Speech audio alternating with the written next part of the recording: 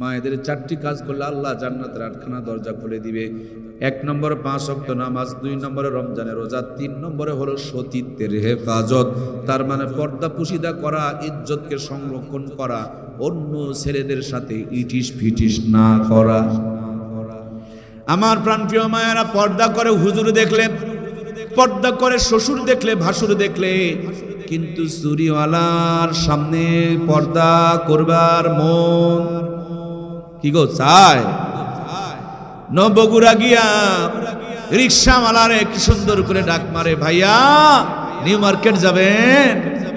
কি রস ঢালে আর স্বামীর সাথে খাউ খাউ করে। কি গো, আছে না নাই?